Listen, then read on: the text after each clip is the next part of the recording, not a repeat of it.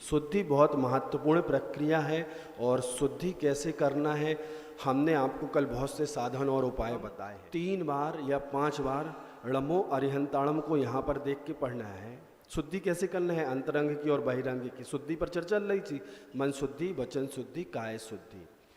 आप लोगों ने बच्चे दीपावली के समय पे चक्री चलाते देखी होगी, चक्री घूमते हुए कोपर में, या फिर आपने रामायण महाभारत में चक्र चलते हुए देखे होंगे, चक्रवर्ती के चक्र।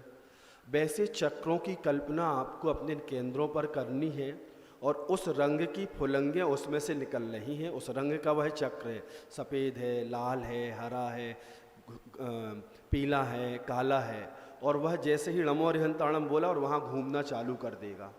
आप अभ्यास करेंगे। आपको 4 सूत्र दिए गए थे किसी भी कार्य को ध्यान की सिद्धि के लिए। गुरु की वाणी पर विश्वास करना, तत्व पर श्रद्धान रखना, अभ्यास करना, और एक और कौन सा बताया था? ऐसे 4 सूत्र बताए थे। आप अभ्यास करेंगे तो आपको इसके लाभ भी मिलेंगे और आप कर भी पाएंगे। तो शुद्धि कैसे करना है? किसी भी ध्यान में जाने के पहले णमो अरिहंताणम पढ़ा 1 बार, 2 बार, 3 बार, और यहाँ पर हमें मन रूपी दृष्टि से देखना है कि वहाँ एक चक्र घूम रहा है और वो पूरे शरीर में घूम रहा है, ऊपर से नीचे तक, ऐसा ऐसा ऐसा। क्या कर रहा है? जितनी नकारात्मकता है, जितने विकार हैं, जितने तनाव हैं, जो भी हमारे अंदर विकार भाव हैं, वो सब उससे बाहर निकल रहे हैं। हमारा अंतरंग शुद्ध हो रहा है। ऐसा अनुभूत और महसूस। हमने बोला हम जैसा सोचते हैं हम वैसा होते हैं। तो हमें ये सब प्रक्रियाएं करनी है। ये शुद्धि का सबसे, जो कल उपाय बताए वो तो करना ही है, लेकिन ये उस समय ध्यान में जाने के पहले ये भी आपको करना है।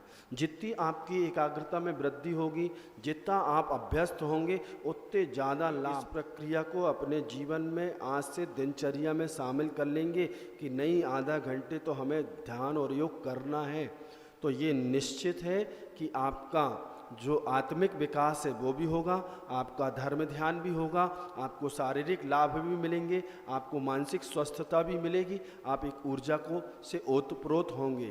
तो हमें इन प्रक्रियाओं को, और सबसे महत्वपूर्ण जिसके लिए आप दिन रात चिंतित रहते हैं, आचार्य जी ने एक सूत्र दिया है, साधना छोड़ कायरत होना ही कायरता है। काय में रत रहते हो, उसमें अभ्यस्त हो। काय मतलब शरीर शुद्धि की कल बात हुई थी ना, तो ये शरीर साधना करने के लिए मिला है और हम लोग काय में उसमें रत रहते हैं। उसको ही साधन, ये साधन है, ये साध्य नहीं है। साध्य तो हमारा लक्ष्य वो है, मोक्ष मंजिल वो है, ये उसका साधन है। तो इसको भी व्यवस्थित रखो, ये नहीं कह रहे, लेकिन दिन रात इसमें ही नहीं डूब रहो, इसमें स्वामित्व बुद्धि नहीं रखो। ये किराए का घर है, आज नहीं तो कल खाली करके जाना है, फिर नया घर ढूंढना है। तो इसलिए इसको भी व्यवस्थित रखो, क्योंकि ये साधन है। तो ठीक है, सोचते हैं आप लोग, लेकिन उसमें ही रत नहीं रहो, काय में ही रत नहीं रहो, नहीं तो ये कायरता कहलाएगी, गुरु जी ने कहा है।